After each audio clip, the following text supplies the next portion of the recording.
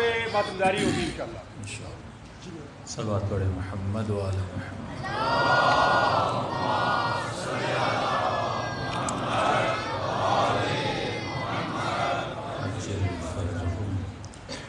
شہدائے ملت جعفریہ کو یاد کرتے ہوئے شہدائے کوئٹہ، شہدائے بارہ چنار، ڈی آئی خان کے شہداء بھی سیریا میں بم دھماکہ ہوا، اس میں جتنے مومنین شہید ہوئے.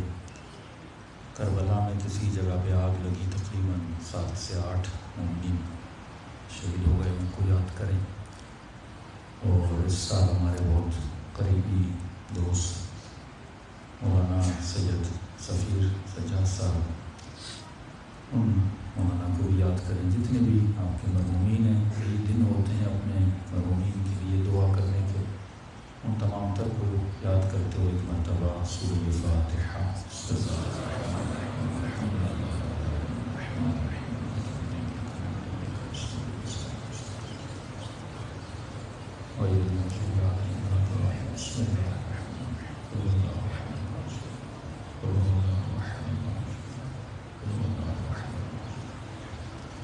ربنا تقبل منا انك انت السميع العليم. صلوات پڑھے محمد و آل محمد.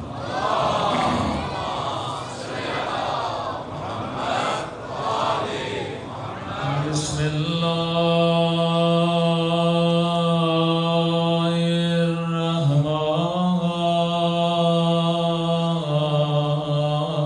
الرحمن الرحیم.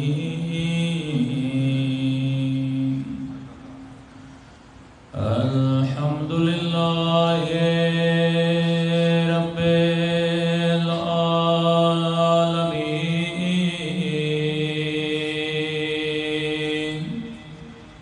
الحمد للہ کما هو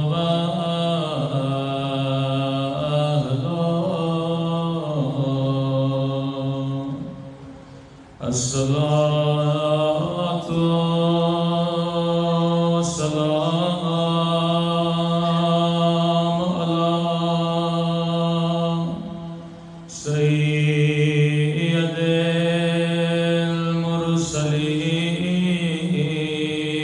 المرسلين وخاتم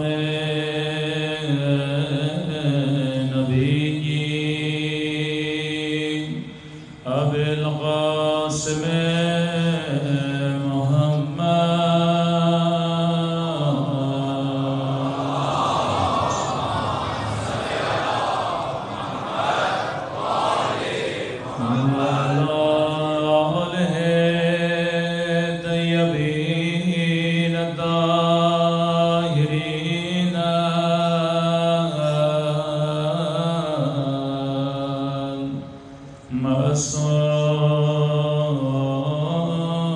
معصومین. سب مل کے مولا کی سلامتی کی دعا.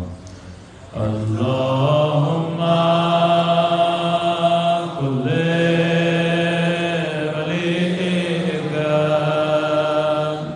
حجت ابن الحسن صلواتک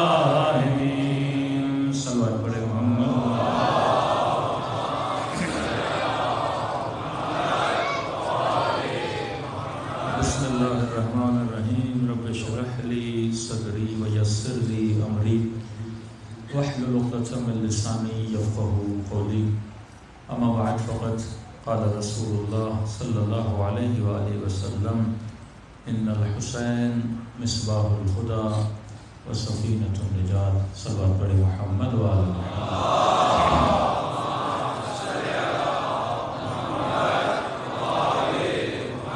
دعا ہے پروردگار عالم ان دنوں میں ہم سب کی عزاداریوں کو اپنی بارگاہ میں قبول فرمائے اور جس مقصد زندگی کی خاطر یہاں جمع ہوتے ہیں خدا ان مقاصد میں بھی ہم سب کو کامیابی نصیب فرما دے.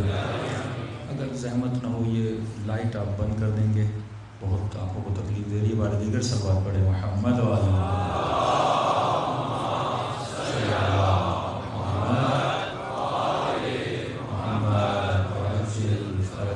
اب فطرت بشر ہے کہ انسان کو اللہ کا دیا ہوا نور اچھا نہیں لگتا. ہم فیک نور چہروں پہ ڈال کے روشنیاں بڑھانا چاہتے ہیں. قلب نورانی ہونا چاہیے، دل نورانی ہونا چاہیے. ارشاد ہوا ان الحسین مصباح الہدی، حسین چراغ ہدایت ہیں، حسین ہدایت کا نور ہیں، مصباح ہیں. پہلے زمانے میں جب کشتیاں سمندروں میں اپنا راستہ بھول جاتی تھیں تو ستاروں کی روشنی سے راستے کا پتہ لگاتی تھیں. آج بھی جب آپ اندھیروں میں اپنی گاڑی کو روڈ پہ لاتے ہیں تو ہیڈ لائٹ کی مدد سے آپ کو راستے کا پتہ لگتا ہے. تو ایک چھوٹی سی گاڑی بغیر ہیڈ لائٹ کے راستہ نہیں دکھا سکتی. تو اس دنیا میں ظلمت بھرے ماحول میں اگر حسین جیسی ہدایت کے چراغ نہ ہو تو انسان کو راستے کا کیسے پتہ چلے. پر محمد والے محمد صلوات.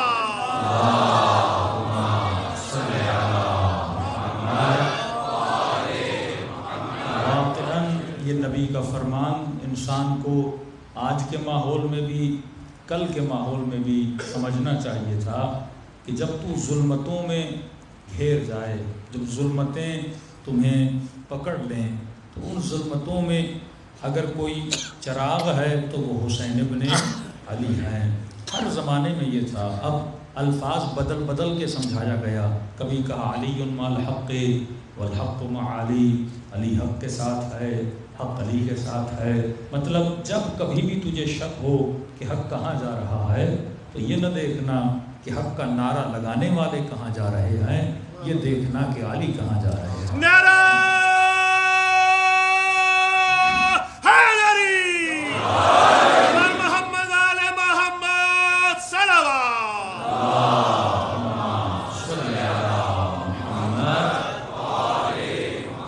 اسی طرح ہر امام کے بعد جب دوسرا امام آیا، وہ معاشرہ جو زمانے میں رہتا تھا یہی پریشانی ہوتی تھی حق کیا ہے. اب اچھا کچھ تو لالچ میں چلے گئے نا یزید کی طرف، کچھ حکومت کی خاطر، کچھ دولت کی خاطر، کچھ مال کی خاطر. لیکن یہ نہیں کہ سب ایسے تھے.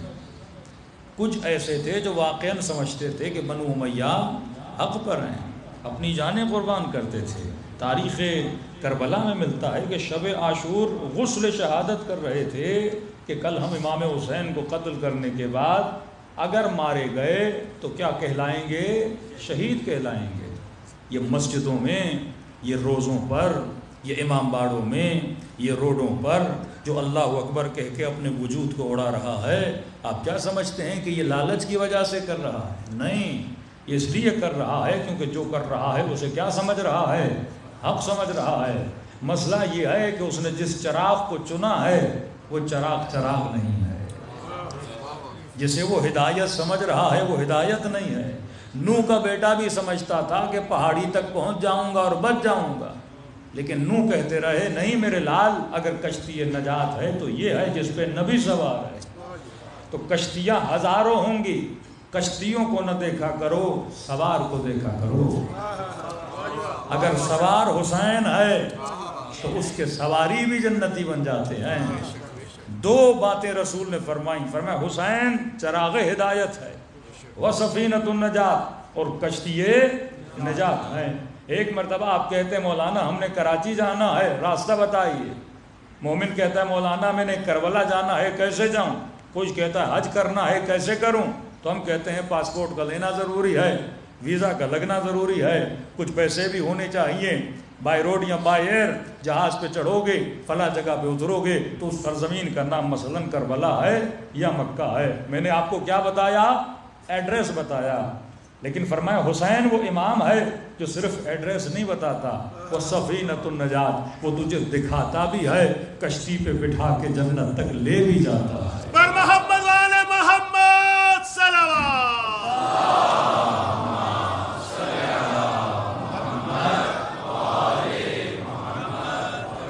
سفینۃ النجات یعنی اس کے سفینے پہ بیٹھو گے، یہ سفینہ تجھے در نجات تک لے کر بھی جائے گا۔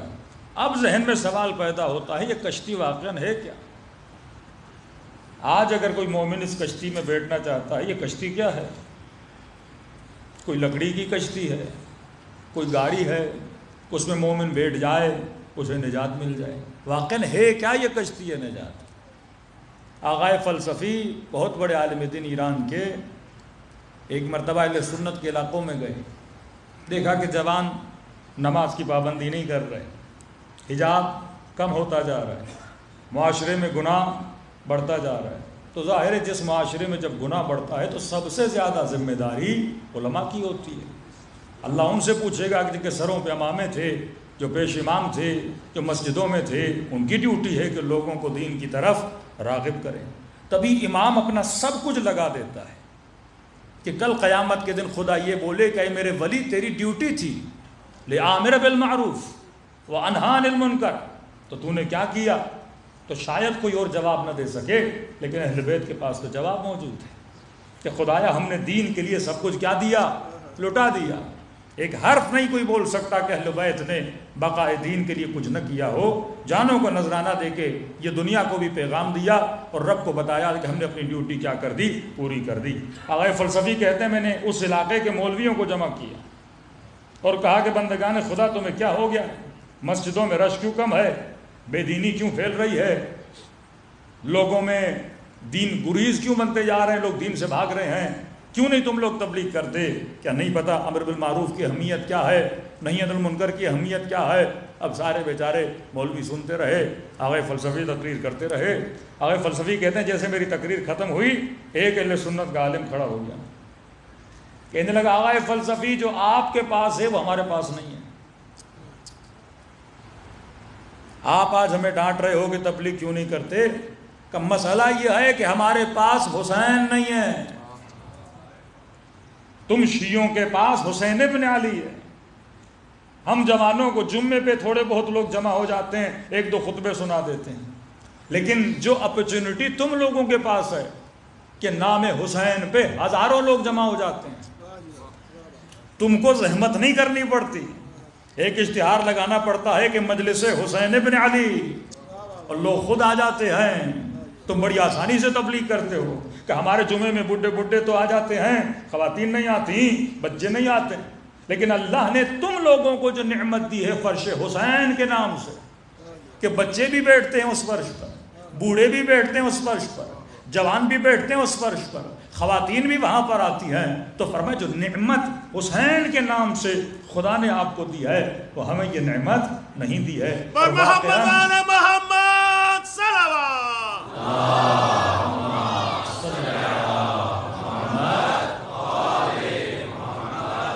پورے اقوام عالم میں آپ دیکھ لیں کوئی ایسی قوم نہیں، یہ نعمت خدا نے صرف شیعیان علی ابن ابی طالب کو دی ہے، یہ امام حسین کی نعمت کہ کشتی کی مانند سارے لوگ حسین کے نام پہ کیا ہو جاتے ہیں؟ جمع ہو جاتے ہیں۔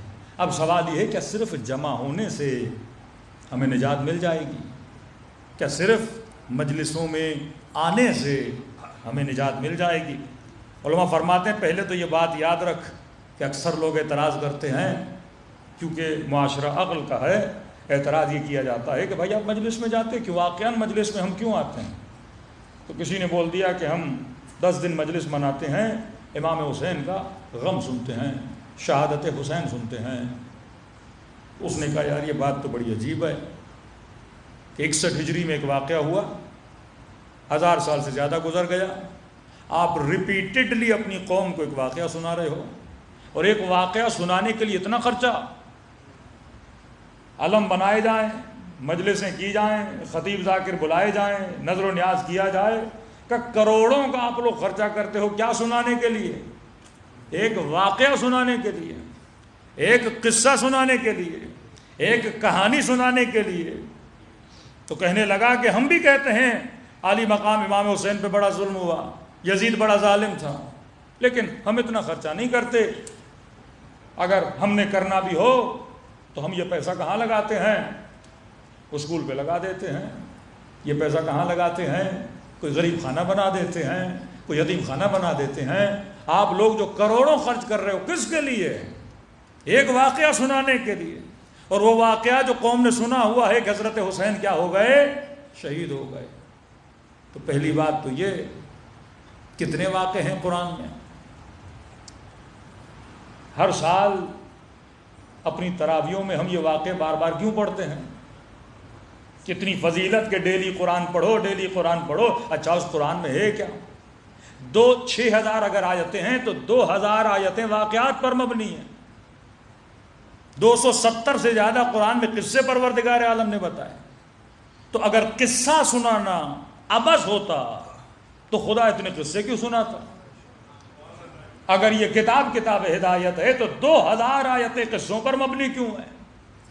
تو کبھی بھی اگر کوئی اعتراض کرے، علماء فرماتے کبھی یہ مت کہا کرو کہ میں کربلا کا واقعہ سننے جا رہا ہوں، کیونکہ کربلا نہ سرزمین کا نام ہے، کربلا نہ کسی واقعے کا نام ہے، کربلا تہذیب کا نام ہے، کربلا تحریک کا نام ہے، کربلا انقلاب کا نام ہے، کربلا ریولیشن کا نام ہے، کربلا طرز زندگی کا نام ہے۔ ہم بچوں کو واقعے نہیں سناتے، ہم ان کو فرش عذاب پر بٹھا کر تہذیب حسین سکھاتے ہیں، ہم انہیں مجلسوں میں بٹھا کر ادب عباس بتاتے ہیں کہ واللہ اگر یہ تہذیب کربلا نہ ہوتی کب کی شیعت ختم ہو چکی ہوتی۔ تمہیں پتہ ہی نہیں شیعت کا اگر پاور ہے، اگر بیک بون ہے تو یہ عزاداری امام حسین ہے، کہ ایک طرف 10 مہینے شیطان محنت کرتا ہے، ایک طرف 2 مہینے حسین کے آتے ہیں، ان کی محنتوں پہ پانی پھر جاتا ہے۔ کہ امام خمینی کہتے ہیں اگر محرم اور سفر نہ ہوتا تو فرماتے ہیں کہ اسلام بھی نہ ہوتا۔ اگر اسلام باقی رہتا ہے تو کس کے نتیجے میں؟ محرم اور سفر کے نتیجے میں۔ رہی بات اگر یہ واقعہ ہوتا تو انبیاء ایسے اتنا کیوں مناتے؟ آدم سے لے کر خاتم تک ہر نبی نے غم حسین منایا ہے۔ فرماتے ہیں کہ جب حضرت آدم سرزمین کربلا سے گزرنے لگے، پاؤں میں چوٹ آئی، خون بہا، پروردگارہ انبیاء کو جب تکلیف آتی تھی خدا سے پوچھتے تھے خدایا کوئی غلطی تو نہیں ہوئی؟ کیونکہ نبی کو اگر تکلیف آئے تو خطا کی وجہ سے آتی ہے، ترک اولا کی وجہ سے آتی ہے، یا اللہ کا امتحان ہوتا ہے، خدا ترفیع درجہ دینا چاہتا ہے۔ تو فوراً پوچھا پروردگارہ پاؤں میں تکلیف کیوں آئی؟ کہا آدم یہ وہی سرزمین ہے جہاں محمد کے نواسے کا خون بہے گا۔ ہم چاہتے ہیں کہ تیرا بھی ایک کنیکشن بنے اس سرزمین کے ساتھ۔ موسیٰ گزرے، جوتی پھٹی، پاؤں میں کانٹا چلا گیا، فوراً کہا پروردگارہ کیا ہوا؟ کہ موسیٰ ایک کانٹا تیرے پاؤں میں گیا ہے، لیکن یہ وہ سرزمین ہے جہاں پہ پیدل ان غریبوں کو چلایا جائے گا۔ حضرت ابراہیم گزرے، کہتے ہیں پاؤں لڑکھڑایا، سر زمین پہ لگا، سر سے خون جاری ہوا، پروردگارہ ابراہیم سے کوئی خطا ہوئی؟ کہ ابراہیم کوئی خطا نہیں ہوئی، تیرے ہی نسل میں سے ایک آئے گا، نام حسین ہوگا، جس کا خون اس سرزمین پہ بہے گا۔ ہم چاہتے ہیں کہ تیرا کنیکشن بنے حسین ابن علی سے۔ رسول گرامی جب سیدہ بیٹے کو لے کر آتی ہیں، جیسے حسین کے چہرے پہ نگاہ پڑتی ہے تو زار و خطا رونے لگتے ہیں۔ بی بی ام سلمہ کو جو مٹی دی وہ تو مسلمانوں کو پتہ ہے، یہ کیسا واقعہ ہے جس کو پہلے سے ذکر کر دیا جا رہا ہے؟ یہ واقعہ نہیں ہے، یہ ایک تحریک اور تہذیب ہے، یہ ایک تمدن ہے، یہ ایک ریولیشن ہے۔ جن قوموں نے کربلا سے سیکھا خدا نے ان کو آج عزت بھی دی ہے، جن قوموں نے کربلا سے سیکھا خدا نے ان کو مہذب بنایا ہے، جن قوموں نے کربلا سے سیکھا خدا نے ان کو ترفیع درجہ بھی عطا کی ہے۔ تو اپنے بچوں کو سمجھاؤ کہ کربلا واقعہ نہیں ہے، کربلا مہذب مہذب بننے کا ماحول ہے، یہاں فرش ازاں پہ آتے ہو کچھ سیکھنے کے لیے۔ اب اگر میں حسینی بننا چاہتا ہوں تو حسینی کیسے بنا جاتا ہے؟ ایک ہے کربلا کی سرزمین پہ ہو کر جو آتا ہے اسے کربلائی بولتے ہیں۔ بندہ ایک دن کربلا گیا، مولا حسین کی زیارت کی، واپس آیا تو کیا کہلایا؟ کربلائی۔ یہ زمینی ناتا ہے امام حسین سے۔ مشہد ہو کر آیا تو کہنے لگا مجھے مشہدی بولو، نجف ہو کر آیا تو کہنے لگے مجھے نجفی بولو۔ اب کسی یورپ کی کنٹری سے آئے گا پتہ نہیں کیا بلوائے گا۔ یہ ناتا کون سا ہے؟ زمینی ناتا ہے۔ زمینی ناتوں سے فضیلت نہیں ملتی۔ اصل جو تیرا ناتا ہے وہ فکر حسین کا ناتا ہے۔ کس کی فکر حسینی ہے، کس کی فکر یزیدی ہے؟ تو سوال یہ ہے اگر میں تہذیب کربلا کو سیکھنا چاہتا ہوں تو مجھے دیکھنا ہوگا واقعاً کربلا والوں کی زندگی کے اصول کیا تھے۔ جب تک اصول زندگی ابا عبداللہ الحسین نہیں اپناتے تب تک کوئی حسینی نہیں بنتا۔ انشاءاللہ 5 دنوں میں کوشش کریں گے ڈیلی ایک اصول زندگی امام حسین بتائیں، اس کو اپنی زندگی میں اتاریں کہ واقعاً ہمارے وجود میں خوشبو کردار حسین پیدا ہو جائے۔ اور محمد والے محمد صلوات۔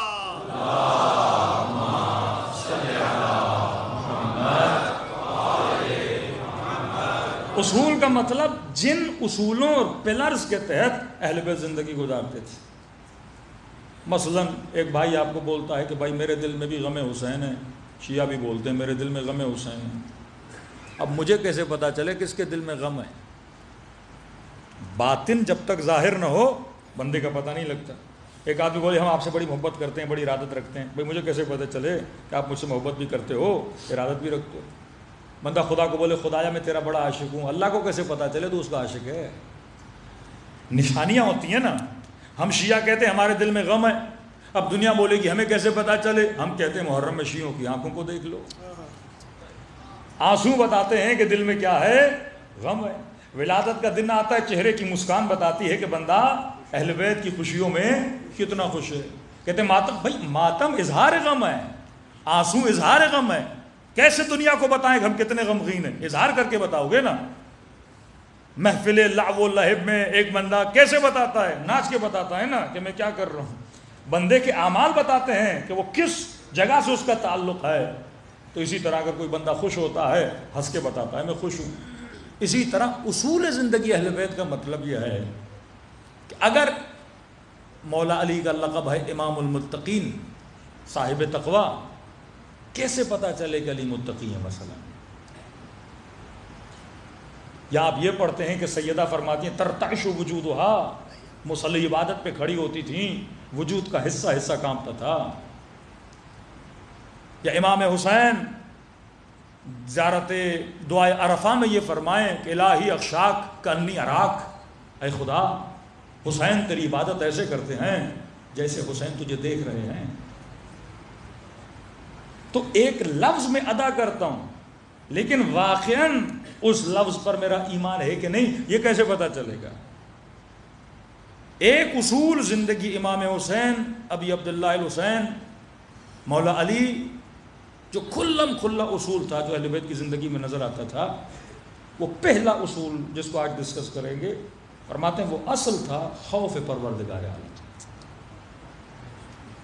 کوئی ایسا امام ہمارا نہیں ملتا جس کے وجود میں یہ اصل نہ ہو، خوف خدا۔ نماز اس لشکر میں بھی اس لشکر میں فرق یہ ہے یہ نماز پڑھ رہے ہیں خوف خدا، وہ نماز پڑھ رہے ہیں خوف ہی نہیں۔ اذانیں یہ بھی دے رہے ہیں اذانیں وہ بھی دے رہے ہیں، لیکن حسین کی اذان میں خوف خدا کی رمق ہے، ان کے وجود میں خوف خدا ہے۔ یہ بولتے ہوئے بھی سوچتے ہیں کہ ہم کیا بول رہے ہیں، یہ دیکھتے ہوئے بھی دیکھ رہے ہیں کہ ہم کیا دیکھ رہے ہیں۔ اسی خوف کو امام حسین نے حر کے وجود میں ٹرانسفر کیا نا، کہ تیری عزا پہ تیری ماں بیٹھے، خوف ہے نا۔ پوری رات سوچتا رہا حسین نے کیا کہا مجھے، اپنا مقام بتایا کہ دیکھ تو کس کا بیٹا ہے، میں کس کا بیٹا ہوں۔ جب ایک لفظ حسین کے لیے بے ادبی کا تم منہ سے نہیں نکال سکتا، اس حسین کے گلے پہ چھری کیسے چلائے گا؟ خوف۔ شمر بے باک سینے ابی عبداللہ الحسین پہ بیٹھا ہے، بے باک ہو کے۔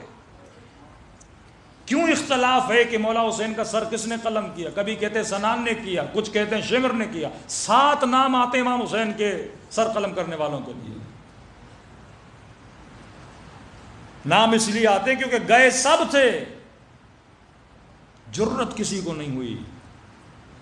آگے بڑھتے تھے، حسین کو دیکھتے تھے، خوف آتا تھا. یہ تو نبی کا نواسا نا. واپس آ جاتے تھے، ہم نے سب کر لیا، یہ نہیں کر سکتے.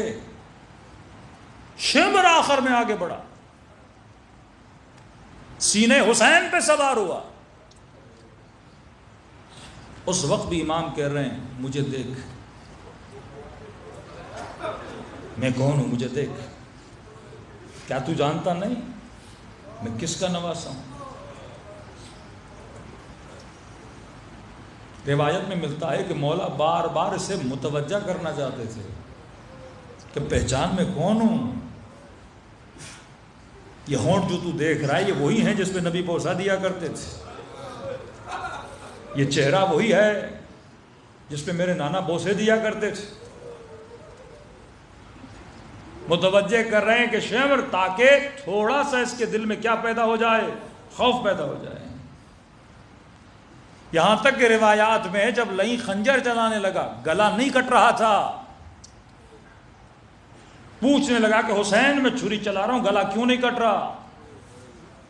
مولا فرماتے کیونکہ اس جگہ پہ اما زہرا نے بوسہ دیا.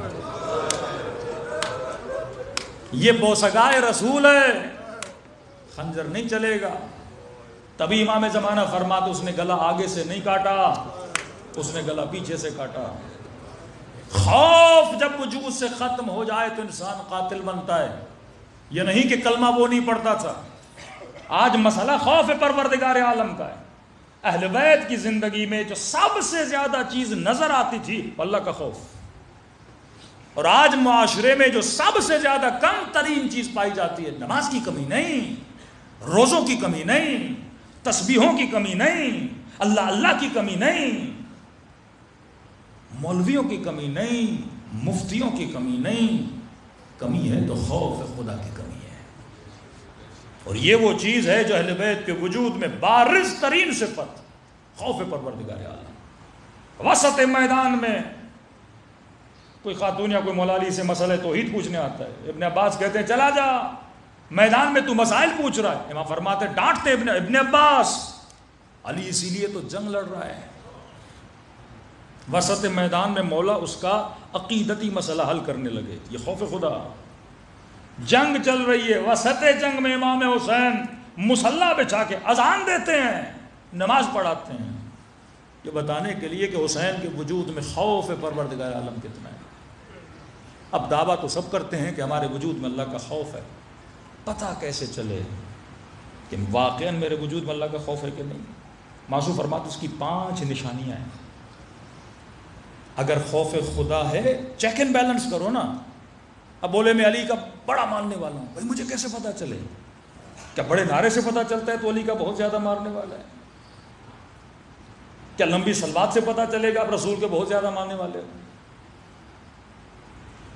نعرہ مارنا، صلوات پڑھنا یہ بھی نیک کام ہے، لیکن جو نشانیاں اہل بیت نے بتائی ہیں کہ جب تک وہ نشانی نہ ہو تب تک ثبوت نہیں. آپ بولتے ہو میں پاکستانی ہوں، تو مجھے کیسے پتا چلے؟ آپ پاکستانی شناختی کارڈ دکھاؤ گے تو پتا چلے گا نا. اب ہر بندہ بولے میں اللہ کہتا ہے تو کوئی چیز دکھا تو صحیح نا، کہ میں بھی تو مانوں کہ تو توحید کا ماننے والا ہے، میں بھی تو مانوں تیرے وجود میں خوف پروردگار عالم ہے. 5 سائن، 5 نشانیاں اہل بیت بتاتے ہیں. فرمایا جس کے وجود میں یہ 5 نشانیاں ہیں وہ صاحب خوف پروردگار عالم ہے. اور یاد رکھیے خوف 2 طرح کے ہوتے ہیں، ایک مذموم، ایک ممدوح. اچھا خوف، برا خوف. بہترین خوف ہے پروردگار عالم کا خوف.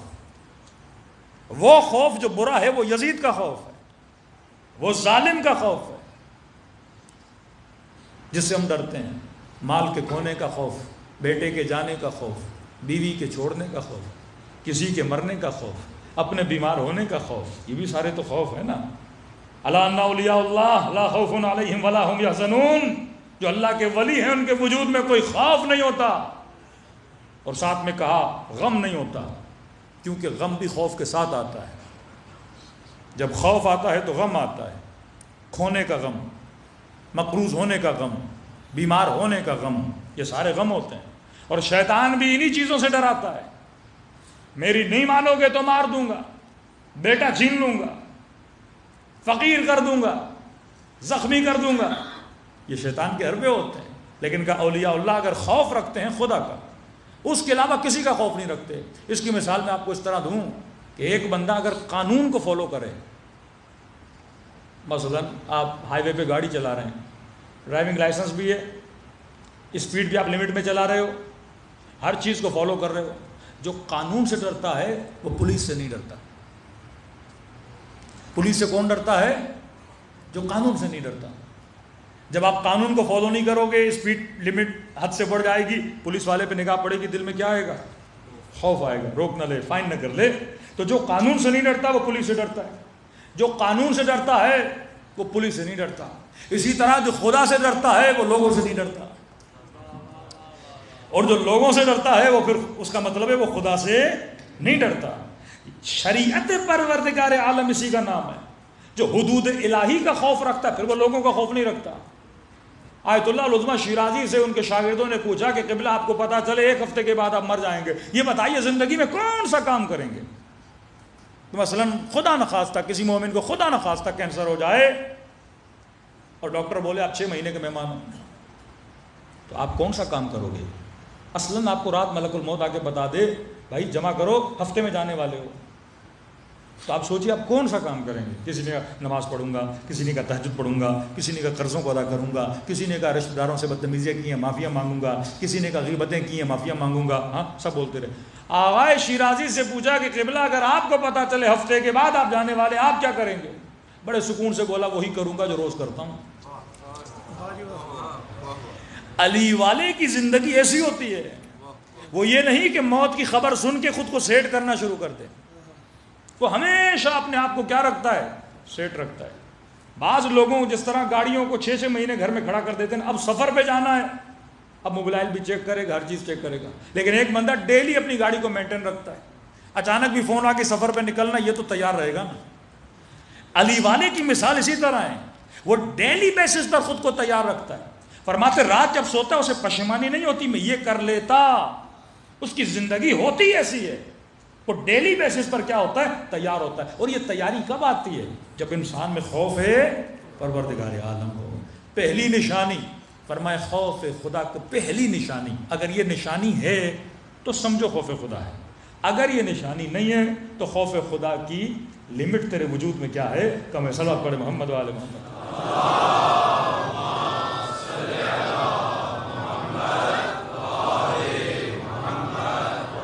فرمایا جو خوف پروردگار عالم رکھتا ہے، مرد ہو عورت ہو جوان ہو بوڑھا ہو، یہ نشانی ہونی چاہیے. مولا کون سی نشانی؟ فرمایا پہلی نشانی یہ ہے جو خوف پروردگار عالم رکھتا ہے وہ خدا کو ناظر مانتا ہے. امام حسین کا جملہ الہی اخشاک انی اراک، ناظر مانتا ہے. ناظر مطلب جیسے خدا مجھے دیکھ رہا ہے. اس چیز سے جو بندہ غافل ہوا اس کے اندر خوف نہیں ہے. میں سمجھانے کے لیے مثال دیتا ہوں کہ ایک ایسا گھر بنایا جائے جس میں آپ کو بولا جائے آپ 1 مہینہ رہو. پاکستان میں ایک گھر بنایا جائے جس میں بولا جائے 1 مہینہ آپ رہو، اور اس گھر میں بولا جائے 40-50 کیمرے لگے ہوئے ہیں. آپ کب سوتے ہو، کب اٹھتے ہو، کیا کھاتے ہو، کیا پیتے ہو، کیا بات کرتے ہو، کیسے واک کرتے ہو، سب ریکارڈنگ ہو رہی ہے. اور یہ ریکارڈنگ پورے پاکستان کو دکھائی جا رہی ہے. میں کہتا ہوں اس 1 مہینے میں پوری قوم شریف ہو جائے گی. ہم سے بڑا کوئی متقی نہیں ہوگا. یہ شرافت کس چیز کی وجہ سے ہے؟ کیمرے کی وجہ سے. اگر خدا کو اس کیمرے جتنا ایمان ہونا اللہ کی آنکھ پر، جتنا اس کیمرے پر ایمان ہے اتنا ایمان ہونا خدا کی آنکھ پر. عین اللہ الناظرہ، وہ اللہ کی آنکھ جو تیری نظارت کر رہی ہے. یوم تبلی السرائر، تم سب کی ریکارڈنگ خدا کہتے ہیں قیامت کے دن لوگوں کے سامنے لاؤں گا.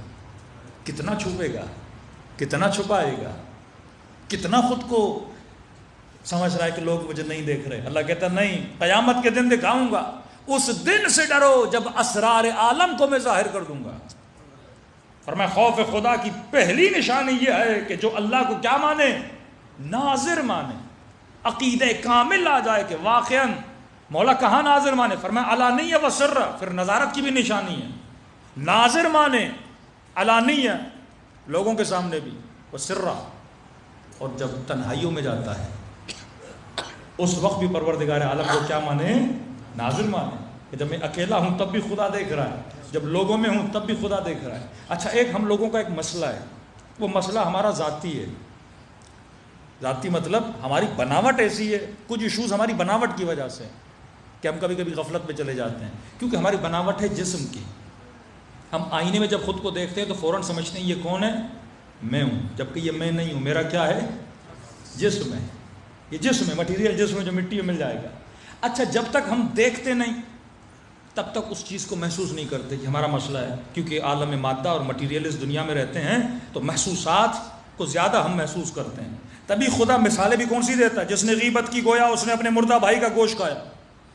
کیونکہ ہم غیبت کو برائی نہیں سمجھ رہے تو اللہ محسوسات کی مثالیں دے رہا ہے. یہ بالکل ایسے ہے سمجھو جسم پڑا ہوا ہے، کاٹ کے کھا رہے ہو تاکہ بندہ محسوس کرے. جس نے غیبت کی گویا اس نے خانے خدا میں زنا کی. محسوسات کی خدا مثالیں دے رہا ہے. کیونکہ گناہ جب تک جسمی نہ ہو تب تک ہمیں گناہ نہیں لگتا. جھوٹ ہمیں برا نہیں لگتا کیونکہ جسمی نہیں ہے نا. لیکن پتہ چلے کسی مومن نے بدکاری کی ہے ہمیں بہت برا لگتا ہے، حالانکہ کمپیریزن ہے ہی نہیں. بعض اوقات ایک بندہ تنہائی میں گناہ کرتا ہے اس کی اتنی سزا نہیں ہے جتنا ایک معاشرے میں کسی مومن کی بندہ برائی کرے اس کی سزا ہے. کیونکہ ایک گناہ سے فساد پھیلتا ہے، دوسرا گناہ تیری ذات سے ریلیٹڈ ہے، گناہ وہ بھی ہے. تبھی خدا مثالیں جسمی دیتا ہے کیونکہ خدا ہماری مینٹلٹی ہماری سائیکی کو جانتا ہے کہ جب تک میں اسے ایسی مثالیں نہیں دوں گا اسے وہ برائی نہیں لگے گی. خدا کو بھی ہم کیوں نہیں محسوس کرتے؟ کیونکہ نظر نہیں آتا ہمیں. وہی مینٹلٹی جو اہل مصر کی، کوئی بت تو بنا دو، کوئی چیز بنا دو موسیٰ تاکہ ہم دیکھیں، محسوس تو کریں، ہاتھ تو لگائیں. تبھی مومن جب کربلا جاتا ہے مولا کی زری کے سامنے پوری قوم شریف بن جاتی ہے. میں کہتا ہوں خدایا کاش قوم ایسی ہو جائے. نمازیں، ذکر، خلوص، خضوع، خشوع. کس کے سامنے بیٹھا ہے؟ چاندی کی زری کے سامنے. کس کی نسبت کس سے ہے؟ حسین سے ہے. اب کیا سمجھ رہا ہے کہ زری کے اندر کون بیٹھے ہوئے ہیں؟ امام حسین بیٹھے ہوئے ہیں. حالانکہ روح حسین تو ہر جگہ ہے. فرمایا جب تو مجلسوں میں آتا ہے ہم وہاں بھی آتے ہیں، ہم تجھے دیکھ رہے ہیں، تیرا امام تیرے ساتھ ہے، احاطہ ہے ہمارا. لیکن نہیں، کربلا کے روزے کے اندر ایک ادب ہوتا ہے ہمارے اندر. روزے سے باہر نکلے ادب تھوڑا کم ہوا، ایئرپورٹ تک آئے تھوڑا اور کم ہوا، جہاز پہ بیٹھے تھوڑا اور کم ہوا. اسی جہاز میں وہی مومن جو وہاں پہ کسی سے لڑتا نہیں تھا جہاز میں لڑنا شروع ہو گیا. جہاں تک بھی ایک ظاہر دوسرے ظاہر پہ لعنت کرنے لگا. کس بات پہ؟ ہاتھ میں تسبیح سبحان اللہ سبحان اللہ سبحان اللہ. عمر 70 سال ساتھ بیٹھے ہوئے ہیں. اب پچھلے مومن نے پتہ نہیں لہسن کھایا، پیاز کھائی، منہ سے اس کی بو آ رہی تھی. کس نے کہا اللہ اس پہ لعنت کرے، پیاز کھا کے آیا ہے، جہاز میں جینا آرام کر دیا اس نے. میں نے کہا پتہ بھی ہے لعنت کس پہ بھیجی جاتی ہے. تو زیارت عاشورہ پڑھ، یزید پہ تو لعنت بھیجتا ہے. لعنت ہلکی چیز نہیں ہے کہ تھوڑا سا غصہ آئے. لعنت دشمن علی پر مومن پہ نہیں بھیجی جاتی. اب یہ حسین کی زیارت کر کے آیا ہے، ہاتھ میں تسبیح ظاہر حسین، اور اسی مولا کے چاہنے والے کو ایک منہ کی ہلکی سی بدبو کی وجہ سے کیا کر رہا ہے؟ لعنت بھیج رہا ہے. وہ ادب نہیں ہے. کیونکہ ہم سمجھتے ہیں کہ امام حسین، کیونکہ محسوسات مٹیریلسٹ مائنڈ ہمارا اتنا ہے، جب تک ذری نہیں. اسی مجلس میں مومنین میں کتنا ادب آ جاتا ہے، خاموش بیٹھے ہوئے ہیں سارے با ادب ماشاءاللہ.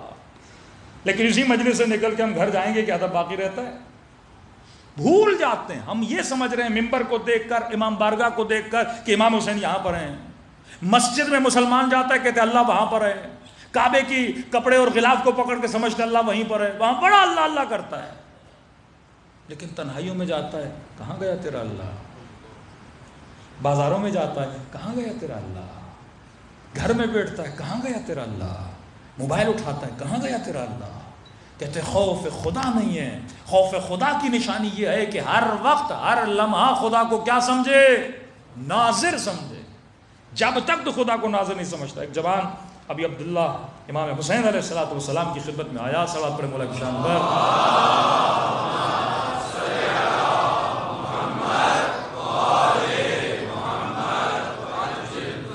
اچھا یہ سادہ لوگ، کم علم لوگ ہر زمانے میں تھے، اہل بیت سے آتے تھے. کبھی کبھی ایسے سوال کرنا جرم نہیں ہے، لیکن کبھی ہمارا سوال ہی غلط ہوتا ہے. یہ بھی آپ سوچا کریں. امیر المومنین خطبہ دے رہے ہیں، ایک بندے نے مولا نیچے اترے کہ علی ایک بہت اہم سوال ہے. وہاں کو بولو کہ شیطان کی بیوی کا نام کیا ہے؟ مولا اسے لے گئے منبر کے کنارے، چند باتیں اسے سنائیں. باہر نکلا، دوسرے نے پوچھا کہ پتہ چلا بیوی کا نام کیا ہے؟ کالی سے نہیں پوچھنا دوبارہ. ایسا سوال کرو جس کا کوئی فائدہ ہو. مولا کیا خدا دنیا کو انڈے میں ڈال سکتا؟ بھائی سوال ہی اشکال ہے، سوال میں ہی مسئلہ ہے. عمر کا زمانہ تھا، ایک بندہ گیا خلیفۃ المسلمین، ایک سوال ہے. کہ کون سا سوال ہے؟ کہ خدا کہاں ہے؟ 5 منٹ عمر نے سوچا. اس نے کہا خدا عرش پر ہے. اس نے کہا آپ نے میرا مسئلہ حل کر دیا. کہ کیا مطلب؟ کہ اس کا مطلب ہے فرش پہ گناہ کر سکتا ہوں اگر وہ عرش پر ہے. امیر المومنین نے سنا، اسے فوری لے کر گئے. مولا جانتے تھے، فرمایا بندے خدا تیرا سوال ہی غلط ہے. خدا کہاں ہے؟ تیرا سوال ہی غلط ہے. خالق جس چیز کو خلق کرتا ہے اس چیز میں نہیں آ سکتا. تشریح کی امیر المومنین اس کے سامنے. بعض اوقات واقعاً ہمارے سوال کیا ہوتے ہیں؟ غلط ہوتے ہیں. سوال بھی بندہ سوچ کے کرے میں کیا سوال کر رہا ہوں. رسول کے پاس آتے تھے، یا رسول اللہ جو حضرت موسیٰ نے لکڑی سے اژدہا بنایا تھا وہ نر تھا یا مادہ؟ بھائی سوال وہ کرو جس سے تیری دنیا بنے، آخرت بنے، تیرا ایمان. آج واقعاً 40% قوم وہ سوال کرتی ہے، اس کا کوئی فائدہ نہیں ہے. ایسے سوال کرو، بعض تاریخی سوالات، بعض حادثات کے سوالات جس سے میری زندگی کا کوئی لینا دینا نہیں ہے. اب حضرت عیسیٰ کی نانی کا بھی تمہیں پتہ چل جائے، دادا کا بھی پتہ چل جائے، اس سے کیا ہوگا؟ تمہارا ایمان بڑھے گا. ایسے سوال کرو جس سے انسان کا ایمان کیا ہو؟ بڑھنے لگے. مولا حسین، جی جوان، مولا کوئی ایسا راستہ بتائیے جہاں میں گناہ کر سکوں. امام حسین سے کہہ رہا ہے کوئی ایسا شارٹ کٹ بتائیے جس سے تھوڑی چھوٹ مل جائے گناہ میں. امام نے کہا ایک راستہ ہے. کہ مولا کون سا؟ کہا دیکھ وہاں جا کر گناہ کر جہاں خدا نہ دیکھے. ایسی جگہ جا کر گناہ کر جہاں خدا نہ دیکھے. کہنے کا مولا ایسی کوئی جگہ ہے تو نہیں. کا پھر ایسا سوال کیوں کر رہا ہے جب تجھے پتا بھی ہے کہ ہر جگہ پروردگار عالم موجود ہے؟ ہم اپنے ہر سوال کے لیے، کبھی ہر گناہ کے لیے جواب رکھتے ہیں، ہر خطا کے لیے جواب رکھتے ہیں. ایک چرواہا تھا، لوگوں کی بکریاں چرانے جاتا تھا. چند جوان پکنک کے لیے گئے، 6-7 دوست، بھوک لگی ان کو. چرواہا دیکھا 700-800 بکریاں، تو اس چرواہے کے پاس گئے. کہتے کہ ایک بکری ہمیں دے دے، جتنے پیسے تمہیں چاہیے ہم سے لے لے، کاٹیں گے، ذبح کریں گے، کباب بنائیں گے، تو بھی کھانا ہم بھی کھائیں گے، ساتھ مل کے مزہ کریں گے. اس چرواہے نے کہا کہ یہ بکریاں میری نہیں، امانت ہے، مردم ہے، لوگوں کی امانت ہے، میں کیسے دوں تمہیں؟ کہ دیکھ پیسے تم دے رہے ہیں، یہ تو اور تیرا بھلا ہو گیا. تو کیا مطلب؟ کہ تیری نہیں ہے؟ کہ نہیں میری نہیں ہے. کن کی ہے؟ کہ دوسروں کی ہے. کہ دیکھ 800-900 بکریاں، ایک بکری اگر کاٹ بھی لی مالک کو کیا پتا؟ ہوتا تھا نا، 1000 بکریاں ہوتی تھی، امانت سمجھ کے لوگ دیتے تھے. کہ ایک بکری مر بھی گئی مالک کو کیا پتا؟ گنتا تھوڑی ہو کوئی ہر روز. اس نے کہا اگر پتہ چل گیا تو؟ کہا پھر بھی کوئی بات نہیں، بول دینا کوئی بھیڑیا آیا تھا، کوئی درندہ آیا تھا، اس نے کھا لیا. چرواہا امین بھی تھا، با تقویٰ بھی تھا، خوف خدا رکھنے والا بھی تھا. اس نے کہا بارک اللہ فیک، شاباش، تم نے ہر سوال کے لیے ایک جواب رکھا ہے. پوچھیں گے نہیں، پوچھ لیا تو بولنا کسی نے کھا لیا. جب ہم خطائیں کرتے ہیں نا، اکثر نوجوانی میں خطا ہو جاتی ہے، تو اس خطا کے لیے ہم کیا رکھتے ہیں؟ جواب رکھتے ہیں. باپ نے یہ بول دیا، بابا وہاں گیا تھا، یہ کیا تھا، دوست بیمار تھا، فلاں ہوٹل پہ دیر ہو گئی، کھانا کھاتے ہوئے دیر ہو گئی. ہاں 100 جوابات ہم اپنی خطا کو چھپانے کے لیے بناتے ہیں، 100 جھوٹ ہم اپنی غلطی کو چھپانے کے لیے رکھ لیتے ہیں. اس نے کہا شاباش ہے جوانوں، تم نے ہر سوال کا جواب رکھا ہے، لیکن یہ بتاؤ فَأَيْنَ اللَّهُ، اللہ کے لیے بھی کوئی جواب ڈھونڈ رہا ہے؟ جب خدا پوچھے گا کہ تم نے کسی اور کا مال کاٹ بھی لیا، دنیا والوں کو تو تم جواب دے دو گے بکری گم ہو گئی تھی، بکری مر گئی تھی، بکری کو بھیڑیا کھا گیا، لیکن یہ بتاؤ فَأَيْنَ اللَّهُ، اللہ کا جواب کیا دو گے؟ یہی خطا یوسف کے بھائیوں نے سوچی. کبھی قمیص کو پھاڑ رہے تھے، کبھی خون لگا رہے تھے، کبھی کیا کر رہے تھے کہ ہم یعقوب کو دھوکہ دے رہے ہیں، لیکن یہ نہیں سوچا فَأَيْنَ اللَّهُ. قبر میں جاؤ گے جب خدا پوچھے گا اسے کا جواب دو گے، قیامت میں جب خدا پوچھے گا اسے کا جواب دو گے. اور یہی سوچ رہا تھا کہ اگر قیامت کے دن زہرا نے مجھ سے پوچھ لیا میں کیا جواب دوں گا. یہ عین اللہ الناظر کا اگر عقیدہ انسان کا مضبوط ہو جائے نا کہ میں جہاں بھی جاتا ہوں اللہ کی آنکھ مجھے دیکھ رہی ہے، ہمارے 80% سے زیادہ مسائل کیا ہو جائیں گے؟ حل ہو جائیں گے. خیانتیں، بے وفائیاں، چیٹنگز، جھوٹ، غیبتیں، یہ سب اعمال ختم ہو جائیں گے اگر انسان کے وجود میں یہ چیز پیدا ہو جائے کہ اگر تو خوف خدا رکھنے والا ہے تو یہ عقیدہ مضبوط رکھ کہ ہر حال میں تیرا پروردگار عالم تجھے دیکھ رہا ہے. صلوات پڑھے محمد و آل محمد.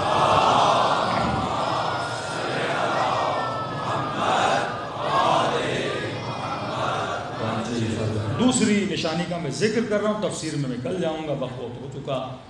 دوسری نشانی پروردگار عالم کے خوف رکھنے کی یہ ہے کہ تمہاری زندگی میں سب سے زیادہ امپورٹنس کس کی ہونی چاہیے؟ اللہ کی ہونی چاہیے. قرآن کی آیت بھی حبیب ان عربوں کو کہو کہ ان کی بیویاں، ان کے بچے، ان کا قبیلہ، ان کا عشیرہ و اموال اقترفتموها، اور جو پیسہ یہ کماتے ہیں کیا اس کی ویلیو ان کے دل میں زیادہ ہے یا خدا کی ویلیو زیادہ ہے؟ جب ہم فیصلے اور ڈیسیجن لیتے ہیں تو سب سے پہلے ہم کس کو رکھتے ہیں؟ خدا کو رکھتے ہیں یا پیسے کو رکھتے ہیں؟ خدا کو رکھتے ہیں یا بچے کو رکھتے ہیں؟ خدا کو رکھتے ہیں یا بیٹی کو رکھتے ہیں؟ خدا کو رکھتے ہیں یا بیوی کو رکھتے ہیں؟ یہی عورت کا معاملہ ہے. وہ سب سے پہلے کس کو رکھتے؟ کوئی بھی زندگی میں ڈیسیجن لینا ہے. کربلا اسی چیز کا نام ہے کہ حسین نے کہا پروردگارہ دیکھ لے میرا اکبر تجھ سے زیادہ حسین کو عزیز نہیں ہے، میرے 6 مہینے کا اصغر تجھ سے زیادہ نہیں ہے. زینب کہتی ہے خدایا میری رضا تجھ سے زیادہ نہیں ہے، میری سکینہ تجھ سے زیادہ نہیں ہے. کربلا کے میدان میں آئے، نعرہ حسین تھا، بسم اللہ و باللہ و علی ملت رسول اللہ.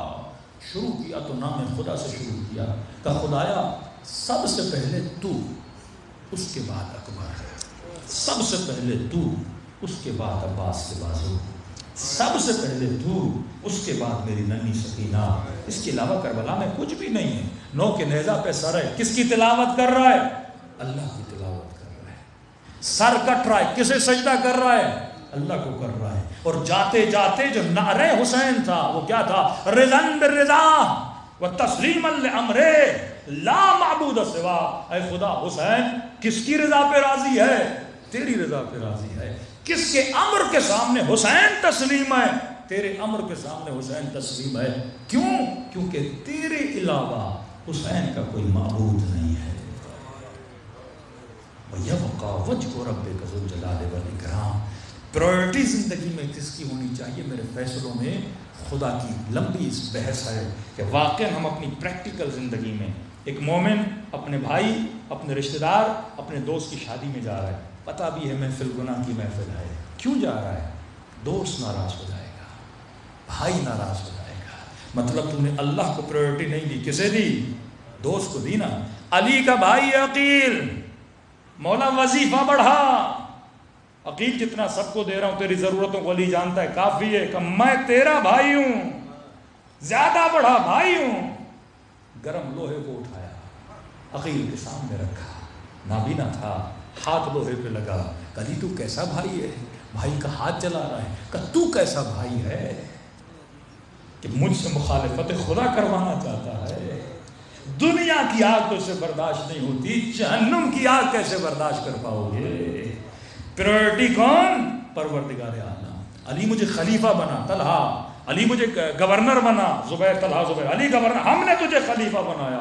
میں نے تو نہیں بولا تھا. جو کرو کس کے لیے کرو؟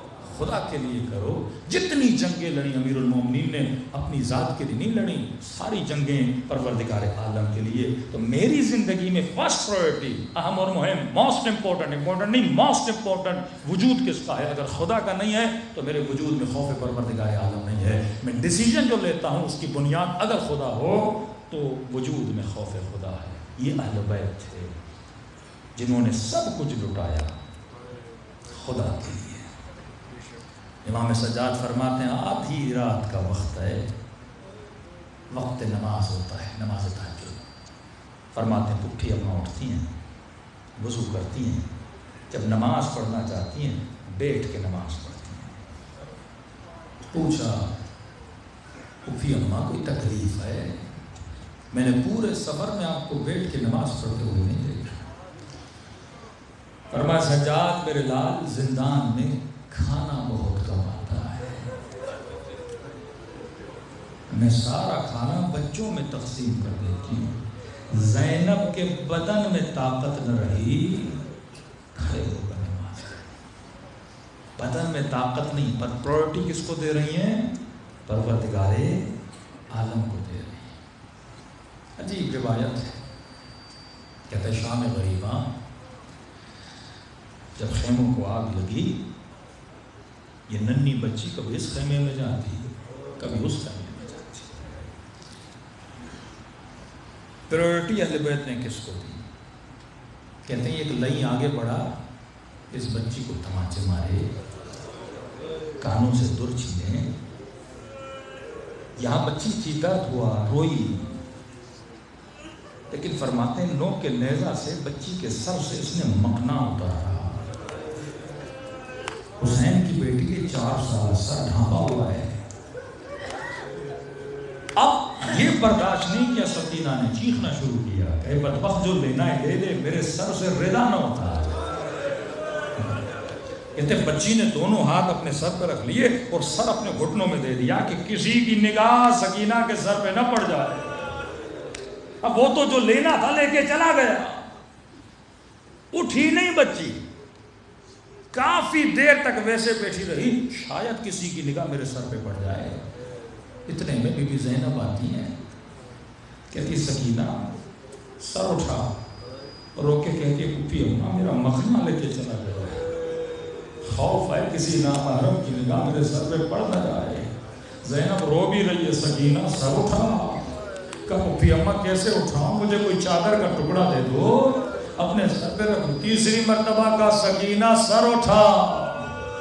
روایت کے جملے اب جو بچی نے سر اٹھایا نا، نگاہ پٹھی کے سر پہ پڑی ہے.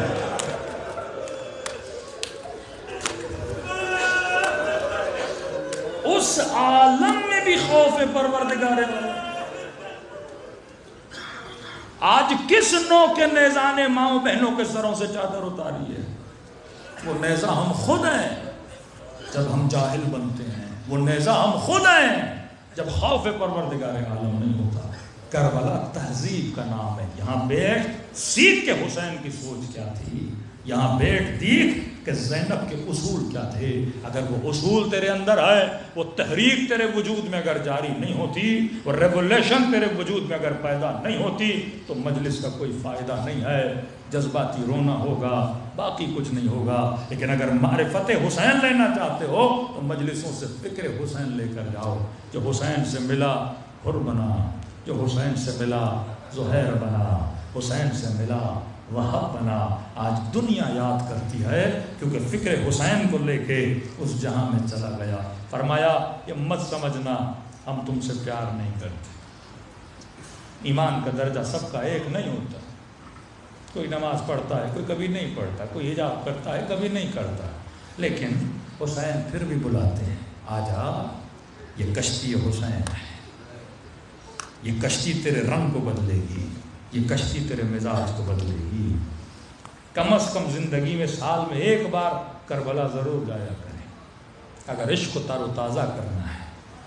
لیکن فرمایا اگر کربلا نہیں آ سکتے تو کیا، میں حسین پھر بھی سخی ہوں، میں حسین پھر بھی کریم ہوں. کسی نے کہا مولا بیمار ہوں، تنگ دست ہوں، نہیں آ سکتا.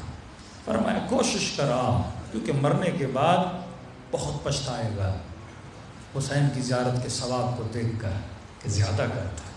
آغا گلپائگانی دنیا سے چلے گئے، بیٹے کے خواب میں آئے کہ بابا اگر واپس دنیا میں آؤ کون سا کام کرو گے؟ کہ بیٹا آدھا منٹ بھی ملے نا واپسی کا تو امام رضا کی زیارت پہ جاؤں. کہا بابا کیوں؟ آغا نے کوئی عدد بتایا، مثلا بولا اگر 100 مرتبہ مولا کی زیارت پہ گیا تھا، ہر زیارت کے بدلے میں 3 مرتبہ میرا امام مجھ سے ملنے آیا. اذکرونی اذکرکم، جتنا انہیں یاد کرتے ہو اتنا وہ تجھے وہاں یاد کرتے. سارا صلہ، سارا پھل، سارا ثمر کہاں ملنا ہے؟ وہاں ملنا ہے. اگر کوئی مرحوم خواب میں آئے تو پوچھ لیجئے گا، یہی جوابات ملیں گے. تو امام نے فرمایا ہم کریم ہیں، آ سکتے ہو آؤ، لیکن اگر نہیں آ سکتے تو خلوص دل سے مجھ حسین کو سلام کیا. مولا سلام سے کیا ہوگا؟ کہ ثواب زیارت حسین ملے گا. مولا ایک سلام سے کا ایک نشانی ہے، جب مجھ حسین کو سلام کرو اگر نہ چاہتے ہوئے تیری آنکھوں سے آنسو آ جائے تو یہ مت سمجھنا یہ تیرے آنسو ہیں، حسین نے تجھے تیرے سلام کا جواب دیا. دلوں کو کربلا لے جائیں، قلوب کے قبلے کو کربلا بنائیں اور سلام کریں اپنے آقا کی مظلومیت. کل عاشورہ آپ نے منا لی، یقیناً جلوسوں میں، ماتمداریوں میں، گریوں میں آپ کا دن گزرا ہوگا. لیکن میں کہتا ہوں مومن پورا دن تو عزاداری کر کے تھک کے رات کو اپنے نرم بستر پہ سو گیا. اصل مصیبت تو عاشور کے بعد نہیں پتا یہ بچی کل کی رات کہاں سو رہی. جاتے جاتے حسین نے سینے پہ لٹایا کہ سکینہ آج جتنا سونا ہے بابا کے سینے پہ سو. لیکن سکینہ بابا کے جانے کے بعد اماں کو تنگ نہ کر رہا کہ مجھے میرے بابا کا سینہ چاہیے. آج کے بعد سیدوں کا سفر شروع ہے. کبھی کوفے کے بازار میں پتھر مارے جائیں گے، کبھی شام کے بازار میں نو کے نیزہ سے مارا جائے گا، کبھی شرابی کے دربار میں کٹی ہوئی گردن کو اور اس کی توہین کی جائے گی. یہ وہ مصیبت کے دن ہیں. اور امام زمانہ فرماتے ہیں خدا 2 واسطے کبھی رد نہیں کرتا، ایک میری ننھی سکینہ کا واسطہ، ایک میری پھوپھی زینب کا واسطہ. ایسے سلام کرو جیسے سیدہ زینب نے اپنے بھائی کو سلام کیا. السلام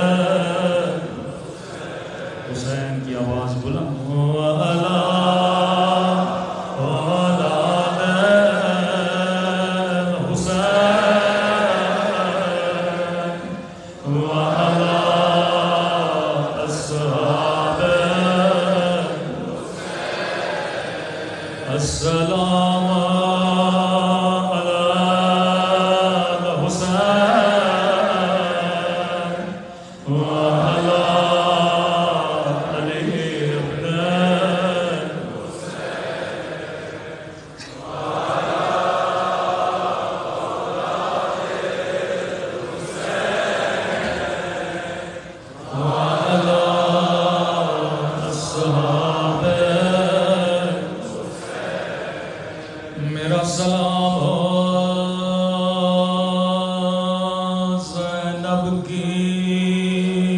ٹوٹی ہوئی چادر پہ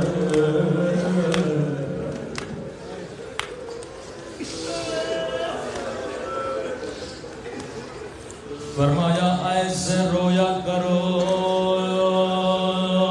جیسے بوڑھی ماں جوان بیٹے کے لاش پہ روتی ہے۔ آپ نے زندگی میں بڑے بڑے ذاکروں کے مصائب سنے ہوں گے، لیکن کبھی کبھی امام زمانہ کی زبان سے بھی مصائب سنا کرو۔ زیارت ناہیہ امام زمانہ کا نوحہ ہے، سنیں گے اپنے جد کے مصائب کیسے بڑھتے ہیں۔ فرمایا میرا سلام ان زخمی کلائیوں پہ۔ کسی سلام میں میرے مولا نے نام نہیں لیا، میرا سلام ان زخمی کلائیوں پہ جنہیں پس گردن باندھ گیا۔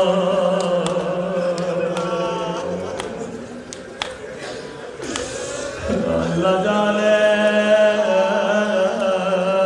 یہ کس بی بی کی کلامیاں تھی۔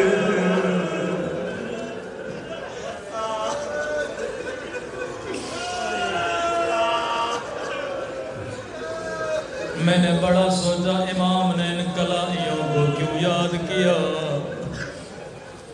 بیویوں پہ تو بڑے بڑے مصائب آئے، کسی ظالم نے پتھر مارا، کسی ظالم نے نوکے نیزہ سے مارا، لیکن امام نے کلائیوں کو کیوں یاد کیا۔ ایک روایت میرے نظروں سے گزری، راوی کہتا ہے 11 محرم کو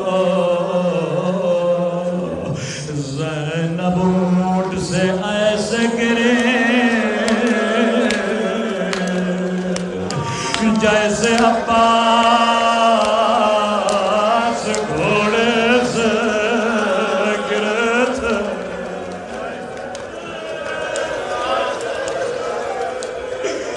شاید کوئی بچہ سوال کرے مولانا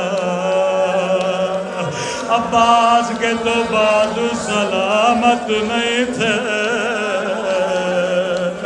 زینب کے تو بازو سلامت تھے۔ میں نے کہا جواب میں نہیں دوں گا۔ امام زمانہ فرماتے میرا سلام ہو میری ان پپھیوں پہ جن کے ہاتھ ان کی گردنوں سے بندھے تھے۔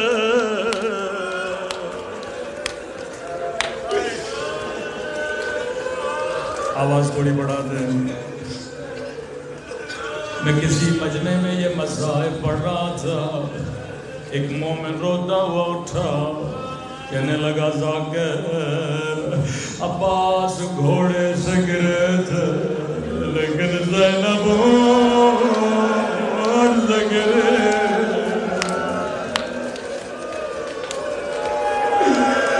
میں قربان بی بی زینب آپ کی مظلومیت میں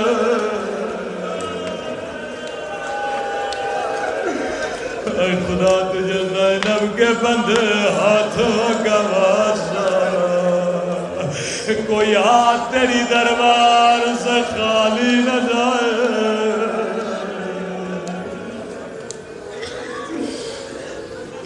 اگلا سلام اس سے بھی بڑا درد بھرا سلام ہے۔ فرمایا میرا سلام ان کلائیوں پہ جو پس گردن باندھی گئی۔ محسوس کر کے رویا کرو نام نہیں لے رہے میرے مولا. فرمایا میرا سلام ان ننے سے رخسار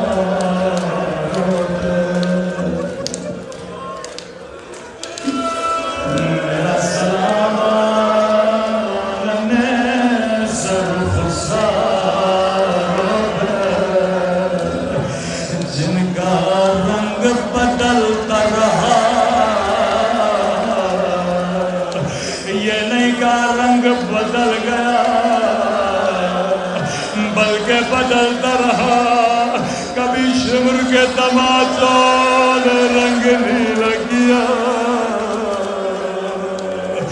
کبھی ظالم کے تماچوں نے رنگ کالا کیا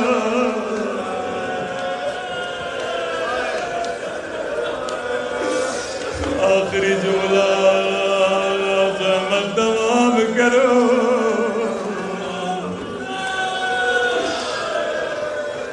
زندان شام بابا کا کٹا ہوا سر سکینہ کی گودی میں ہے اللہ کسی بچی کا بابا کا کٹا سر نہ دکھائے بچیاں بابا سے بڑا پیار کرتی ہے سر کو گود میں لیا کہنے لگی میرے پیاسے بابا میرے غریب بابا بابا آنکھیں کھولو ذرا میرے زخمی کان دیکھو میرے زخمی رخسار دیکھو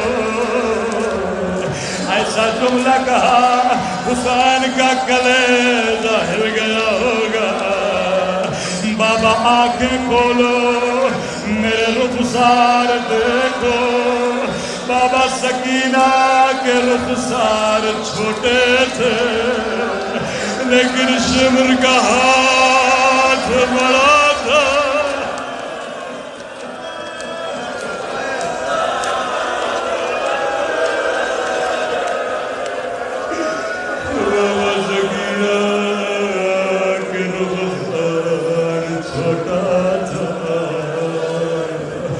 لیکن